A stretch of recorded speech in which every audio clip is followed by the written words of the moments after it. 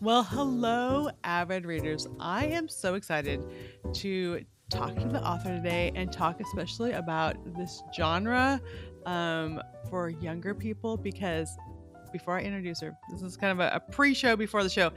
I've just been at 4 homeschool conferences and parents are looking for this type of book. So the fact that I get to talk to Adare today, um, I am over the moon excited. So first of all, welcome Adare. Her name is Adare Elyse. And Adare, why don't you just start by telling us a little bit about yourself? Hi, I'm Adare Elyse. Thank you so much for having me on this podcast, Trisha. I've been so excited for this. My well, I like to write fantasy and sci-fi novels Mm-hmm. for teens and tweens. I was raised on Lord of the Rings and Chronicles of Narnia. I live in Colorado. I've been here almost all my life, and I love to travel around the world and sing and write and do all kinds of creative things. And I have my husband here, and I am now a new boy mom. I have a 6-month old. Oh, congratulations. Thank It's you. so cool. And now you have someone to read the Narnia books too. Absolutely.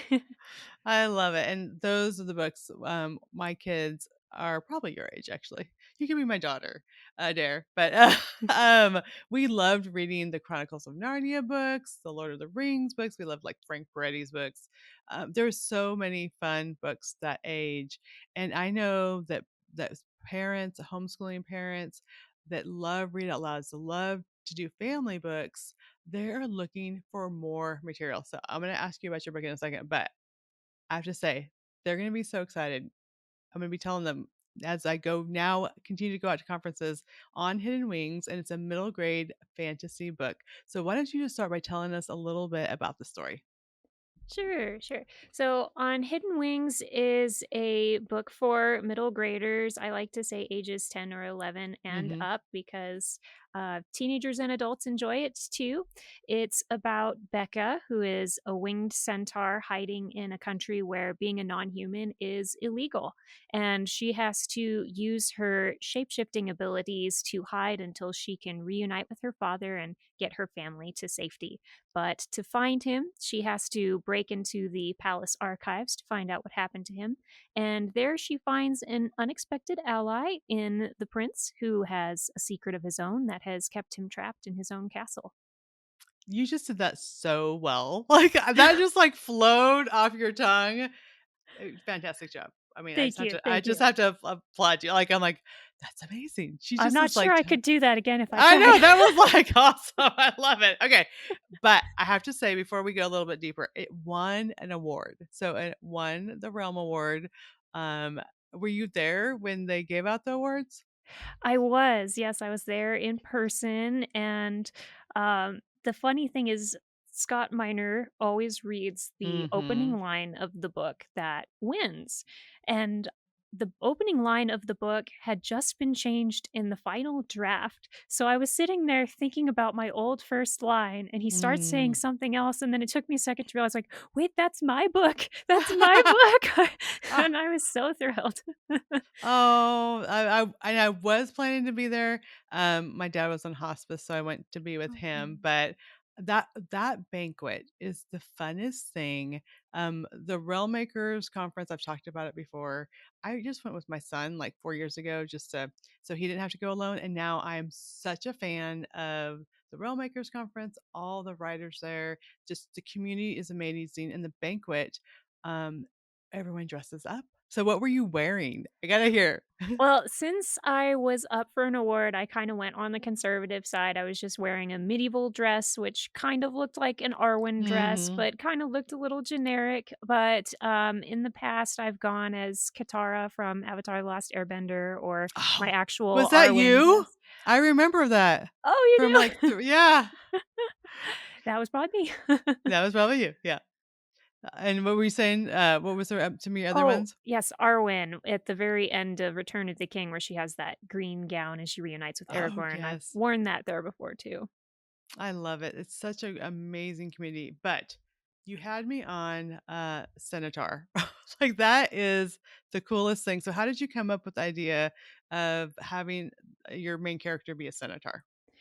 The character of Becca is a character who has been running around in my brain since middle school. I came up with Wow. her as a side character in a short story, and over the years, I kept trying to fit her in other stories where she just did not fit. It wasn't working out. And so I finally decided, okay, I'm going to create the world and the story around you. She's a winged centaur who can shapeshift into each of her forms. So she can look like a horse, she can look like a person, she can look like a bird, or any combination thereof. She can look like a Pegasus or a centaur or her natural form, which is a winged centaur.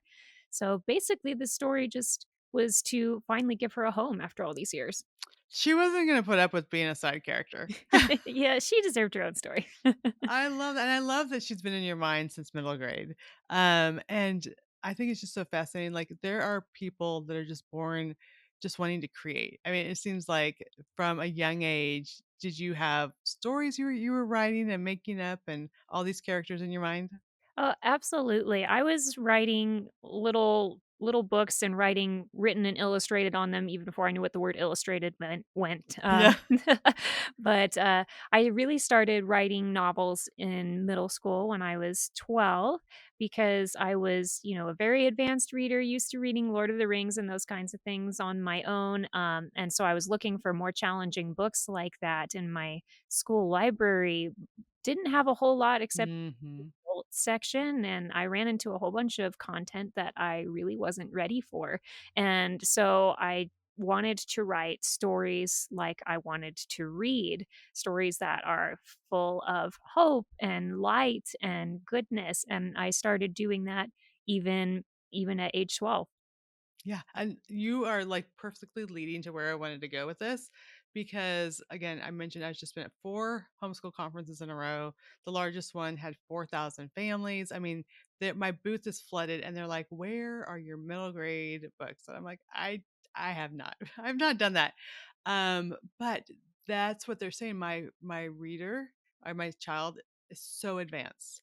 And the stuff that is interesting to them, like they've read The Lord of the Rings 4 times. Like the stuff that interests them is in the adult section, and I don't want them having all the junk.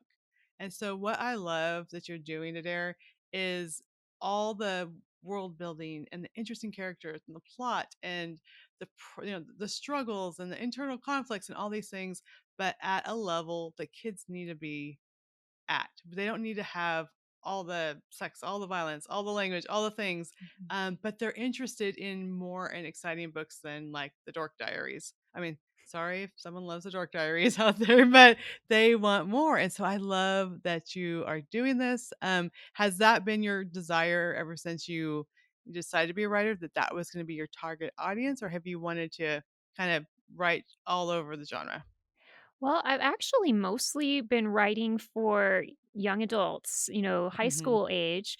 That's most of what I've been reading all of this time. And then what I found was the young adult genre was not safe either. It's become getting, Hmm. darker and darker over the years until, there isn't much difference content wise between a young Right. adult book and That's an true. adult book. And I thought this was originally gonna be a young adult book, and it felt like the themes didn't fit. It's about friendship, it's about, going out and away from your parents and taking on more responsibilities, trying to help your family, all these things. And I was actually at Realm Makers talking to a mentor about it, and she said, "Well, that's because this is a middle grade book." And I love when she it. said that, it was like coming back home to me, back to when I was 12 years old, writing these books for the first time, and it just felt so right when she said that. I love that. Okay, so tell me about just the process of this story coming to life. She's been in your mind for a while. When did you decide like this is going to be the story that is going to be all hers? And how did you grow that? Was it, are you like a plotter where you have everything plotted out, or is it just as you're writing things come to you? I'm kind of somewhere in the middle. I like to have an idea of where the story is overall going, just kind of, maybe the climax, I know where that's headed, but I don't know every step along the way. And for this one, I actually did take a lot of time to do a lot more history and world building Mm. and stuff that did not make it into the book. And part of what took me so long for this one is just actually revising a lot of that history. Like, what mythical creatures do I want to have in this story? How Mhm. does that fit with the way the world works? What does it say about the creator of this world? And so I spent a lot more time doing that than I normally do. Normally, I'm just going along and the world is kind of unfolding as the plot is unfolding, but this one I really had to stop and be very intentional about it. Yeah, and for those who might maybe they haven't read speculative type fiction and fantasy, and I always tell people, like, I never really picked up this genre until I went to Realm Makers, and then I started reading them to interview people, and I kinda mostly read these kind of genre now. They Steve Lobby's when my first conference, he's like, "Come to the dark side." I'm like, it's actually not the dark side because there's so much light within the pages. Mhm. And so I want to talk about that for those who aren't familiar and they're like, I don't know if I'm be interested in that type of book. First of all, this would be a great one to check out. Get introduced to world building and these interesting characters, and then like explain how you're able to tie those themes of faith and light into your books. Sure. So it's kind of funny that when I was doing a lot of reading, I was reading mostly in the general market. So I was thinking, I'm not setting out to write a Christian book. I want something that's very accessible to people Hmm. who are in the secular market as well. But what I have found over the years of writing is that writing stories with God, they just don't make sense. They're Right. there's really no basis for good or hope or pushing on for all of these noble things without God. He's the reason behind all of that. So what usually happens in my stories is I'm not planning what the faith-based message is, Hmm. but God ends up weaving in there whatever he's teaching me at that point in my life Mhm. when I'm writing the story, and I usually don't even see it until the book is done, that part of my life is done, and I go back and read it and I say, "Oh, that's what God was teaching me. Now it's in this book." So for this one, really, I think it's about realizing your value that God has created you with intentionality and that um, the way that you are, even if you don't fit in or if it's a bit different than what's expected, that God has created you perfectly and He loves you. Mm. And I think the reason that was coming out in my life is because I was first learning to hear His voice around that time and hearing how much He loved me to help me get through the rampant perfectionism that had dominated my life and just understanding that Mm. he loves me regardless of mistakes or what I do, that it's about who I am to him and who he created me to be. That is so good, and I think that is the perfect age that if there is one theme or message that they need in their hearts, or I almost said little hearts, they're not really little, they're younger hearts, is that because it's such a time they move from the little kid and they're not quite teens yet and they don't really know who they are, and other people may be talented in other ways, and it's always there's so much comparison, there's so much trying to figure out who they are, where their place is in this world. And actually I just had a book come out for parents on preteens. It's called Faith That Sticks. And at these conferences, I'm talking about we can tell them, we can tell them, you are special. God created you for a purpose. I said, but the best way they get these messages is through story, and we hear things and they go in one ear and out the other. But stories, we retain the messages 65 to 72% more through stories, and we really understand because we have empathy for the characters and we see their struggles. And I love that your heart is writing for this age. It's like you said, like, oh, it's like coming back home. But those messages are the exact ones. And so you might have been surprised, like, oh, it's middle grade. And oh, that's the theme that was there. But God, I have a feeling it was just like breathing that inspiration and whispering it into you as you were writing. Cause that's the message they need more than anything. And that's the way to reach this generation for sure.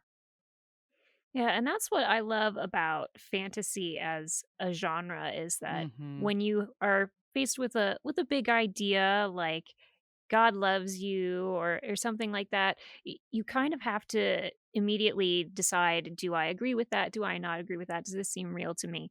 But if you are seeing this played out in a fantasy story where it's Mhm. removed from your life, you can kind of evaluate it and see, well, what if God is like this? What if life is like this? And it can kind of seep into your heart more gradually and make an impact there rather than making that immediate decision. Yeah, absolutely.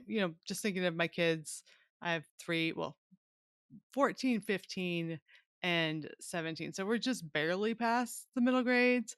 But, I know when in church, sitting there with the sermon, we talk about in the car afterwards, they're catching maybe half, maybe half of it. They're also getting distracted and poking each other.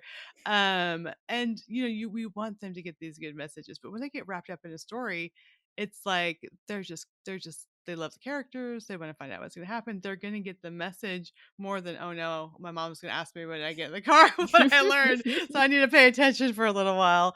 And then they will repeat it back, but probably by the next week, they wouldn't be able to tell you what. Maybe if the pastor told the story, our pastor's great. Pastor Stevens does a great job at telling stories to get them in because that's what they remember.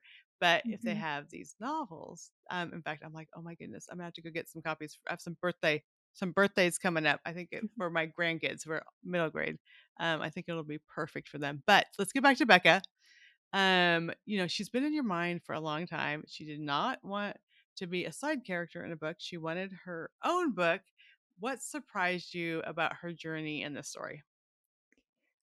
Oh, I don't know. Becca is a character who I guess is surprisingly like me.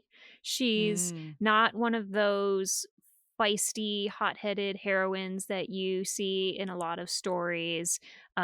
She's not, you know, rushing into the fight or feeling particularly brave or anything, but she is very big hearted, I guess. She really loves her family. And when it comes to protecting that family and getting them back together, she finds the courage she needs to do more than mm. she ever thought she could do. I mean, that's so beautiful. I love that. I love that. Okay, so and who are some of the other characters that we'll find also in these pages? So the other main character is Prince Ryandrew, and I adore him. He's just such a fun character. He is all energy and positivity and curiosity. He's a very smart little kid, and he's in the place where his studies are not fully engaging him, like, he can do so much more, and so he's Mm. got just that hint of mischief to him as well, but he's also a really, really good kid. I love him. It's kind of those characters that are a little naughty sometimes, and we're like, "Oh, you're kind of fun. You're kind of fun to work with." Yeah. Oh, I love it. Okay, so again, the title is On Hidden Wings, but I also know that you've written other books, you've won other awards, so I want to make sure we talk about those too. Because for sure, I always love like go get this book, but also, but wait, there's more. So talk about some of the other things that you've written. Sure. So there's just a little bit more that's out right now. Okay. I've written 11 novels, but only one of them is published. So I also have a novella. It's called The Eliminator. And the fun thing about this one is it's free on my website, Ooh, okay. adare-elyse.com. So if you sign up for my newsletter, you can get the free ebook, you can get printable bookmarks, you can get fun facts about it. I probably should tell you what it's about. It is about this fiery art student who gets into a sketchy situation when she transports to a world where her art turns to life and somebody wants her out of the picture. Oh, that is so cool. Like, again, the way you just described that, like, it's so good. I love it. Okay, so that one is free. So we will do this at the end too, but where is your website so they can go get that? It is Adare, Adare dash Elyse, ELYSE.com. Awesome. Okay, so you talked about 11 written. What are your plans? Are you working on more? Are you working to get those published?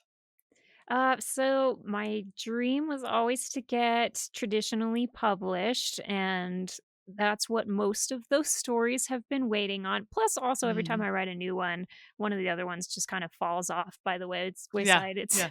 less exciting than the new one. Um, so the next project that I'm gonna be working on is a sequel for On Hidden Wings.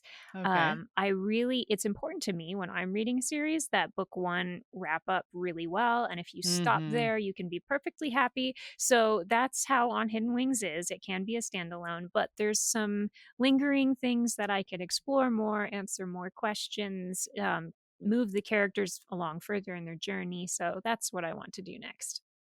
Yeah, absolutely. I the books that just end, like, in a total cliffhanger, I'm like, "What? You cannot do that. You cannot do that." So I love that you're wrapping them up and they feel complete, because it is sometimes I'm like, "Ugh, I have to wait till next year to figure out what's gonna happen at this point." Yeah, so Yeah, and I knowing love that you're me wrapping them up. Yeah. yeah, knowing me by the time the next book comes out, I'll have forgotten too much of how the first book went and be like, "Wait, I forgot something very important." Yeah. And also, readers will ask often, is this part of a series? Because then they want to wait till all the books are out before they start reading. And I love that you could say it's a complete standalone. You're going to get the complete story here. There might be more continuing later, but this is going to, you'll be fully satisfied when you come to the end of this book. That's the goal. Yeah, I love it. So you're working on that now. Do you have a plan of publishing or like when it's going to come out? It is too soon for me to guess when that is coming out yet because 'cause I'm still adjusting to life as a new mom. Um I know. Congratulations. That is so cool. Thank you. Yeah, I got some really good advice from a writer friend saying, don't put any pressure on yourself to work on writing in the first 6 months. So I haven't. So I'm just now starting to kind of wake back up with my creative brain and start thinking about those things. So Yeah, don't have a schedule yet. getting a little more sleep now. Yes. Yes. That is very I good. I love it. Are you going to be at the Realm Makers conference in July? Absolutely. Yes. I love going to that conference. So I we will definitely know. be there. And the baby.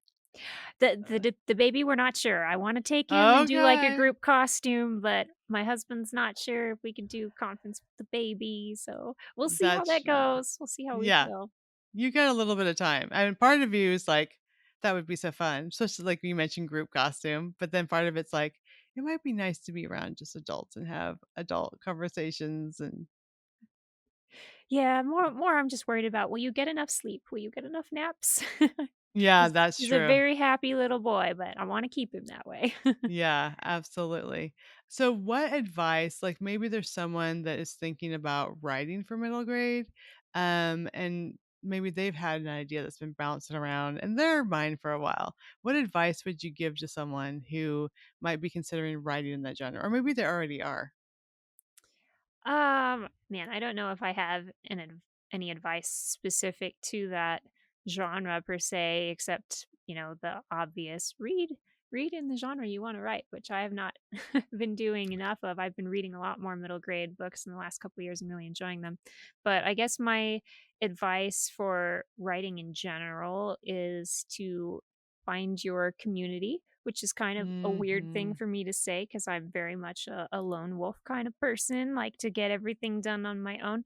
But having a critique group is incredibly helpful for improving your writing and even finding your tribe. Like for me, it was Realm Makers, where I can nerd out with people and just talk about ideas. It's very inspiring. I really felt like an outcast at all the other conferences I was at because, Mhm. at the Christian conferences, they'd be like, what's the interest of fantasy towards? Is that heretical?" And Yes. and then go over to the secular conferences and they just have a very different value set for their books. So for Mhm. me, Realm Makers was my tribe where these people understand what I'm talking about and what I value at the same time. I love that. And have you found your critique partners from being at that conference?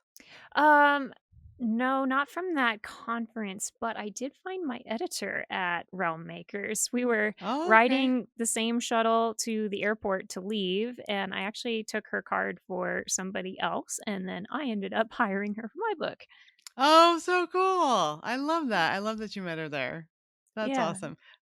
Okay, that so, definitely God thing. um, yeah, I love that God does those shuttle things. I've had some of my best friends I've met, like, at a table at a conference or a shuttle at a conference, and it's always like I always look pray now for those divine appointments 'cause, like, God knows, like, who we need to be with and who we need to talk to, um, so I love that. So when it comes to writing your books, does it take you a long time to write them, or is it something that once it's in your head, you just can't, like, get it out of your head, you just have to write every day? I think I'm actually pretty slow. I think on Hidden Wings took me probably 2 years, and I have some books that I string out even longer while I'm Mhm. working on more than one project at a time. Or the weird thing about me is I actually really like editing. I know not every writer Oh. does, but I can go back and hang out in the editing stage for perpetuity and really enjoy it. So that's what really slows me down. You're like, "Ooh, how can I make this sentence prettier? How can I describe this better?" Yes, yes, and it feels so good to just find that one perfect word. Yeah, and then later you're like, "Where did the last 2 hours go?" I have 3 True. sentences that I worked on. True. Yes, time flies when you are having fun editing, at least in my world. Yeah, well, I found so I didn't start writing until I had 3 little kids. Well, I started going to the first the conference when I was pregnant with my 3rd, so right around there, but I realized because I only had, like, nap time or after bedtime that I couldn't spend as much time editing. I'd be like you, I'm like, "Let me go fix this," or "Let me go redo this chapter again," and I'm just like, "Oh, no, we just they're down for an hour. We need to quicken the pace here," so I'll be curious now, if that'll change a little bit. You'll just, like, have to jump in there and get some work done real quick. I definitely wanna learn to write faster. That's been on my mind for a while, and this might be the push that gets me through the gate. Yeah, and it's so cool too that, well, 2 things. First of all, that, your stories will be there. It's, part of your legacy for your sweet baby as he grows older. But I think also it's really cool to see as our kids grow, for them to see us following our God-given gifts. So we could see them and it's like, "Look how God created you." But you're a perfect example as you're doing what you love, as you are using your giftings. I think that's an amazing example to your little son. But and then another thing too, I think as a mom to have like a passion and something that we enjoy, I think is also so important. I was just talking about someone today. I'm like my breaks are almost I mean, my books are almost my break for my kids where I can get Mhm. away and be in my creative self and I don't have to worry about the dishes and the laundry for whatever time I'm working on it. So I think all of those things is such a great thing. So I always tell people, do not say, as soon as my kids are grown, then I'll work on that book. Do it while they're there. It's a great example for them about how God created them unique too. That's wonderful advice, thank you. Yeah. And then did you mention, did your husband go to the conferences with you? Yes, so he also writes fantasy books, so Oh, we okay. really enjoy going together. Oh, awesome. Does he have anything published or anything he's trying to pitch at the conferences? He does. So he has a book out. His pen name is Joseph Wolfe, and he has a book called The Crown of Nightingale, and it's the Oh, beginning of his fantasy series. But okay. So he's you, also working on a steampunk book, so I'm not sure if he'll be ah, pitching that one this year, but he's been making good progress on it. okay, steampunk is so fun. Yeah. Have you written steampunk or thought about writing steampunk? Oh, man. I like the idea of steampunk, and I enjoy reading, I guess, certain steampunk. Steampunk tends to cross with post-apocalyptic too often, in my opinion. That one Mhm. is really not my genre, but the steampunks that I've read that don't do that are delightful. I haven't actually thought about writing one though. Okay, well, maybe you and your husband together can put some fantasy steampunk. middle grade. I don't know. Throwing it out there. Yes, yes. Oh, I've written 3 steampunk with my son who's 31, so it's Oh, super nice, fun. Yeah, but nice. ours is not post I can't even say that word. I've lost that word today. I've done, like, multiple interviews, so my tongue is not gonna do that word. Um, but, it is a blast to, like, just put some airships in the air and just, like, some cool gadgets that you can work with. That's my idea of steampunk. Yes, yes. I love the aesthetic of it, and my husband's is more of like a steampunk western, which I haven't seen a lot Oh! of, so it's pretty fun. So, like, the Wild Wild West movie? Um, Uh, maybe, yeah. yeah, so cool. Okay, we could talk all day about all the fun things with, fantasy and steampunk and readers and writing time, but we'll wrap it up with this. Where can people go to find your book and to connect with you? Because I know that's the fun thing that our listeners love to do is to connect with and support our authors that I interview. Sure. So the best place to find out about everything is my website, adare-elise.com. You can also find me occasionally on Instagram. My handle there is Adare_Elise. And for finding the books, you can find on Hidden Wings pretty much anywhere books are sold, I think. Amazon, Barnes and Noble, take your pick. It's out there. Awesome. I love it, and I really actually have the Amazon page open right now. I'm gonna go buy some more copies because my grandkids are Yay. major readers. This will be perfect for them. I have a birthday coming up next month, so we're doing Yay, good. thank But you. Hope they like yeah, it. yeah, thank you, Adair, so much for being here and just sharing with us. Thank you so much, Trisha. This has been such an honor. I really appreciate it.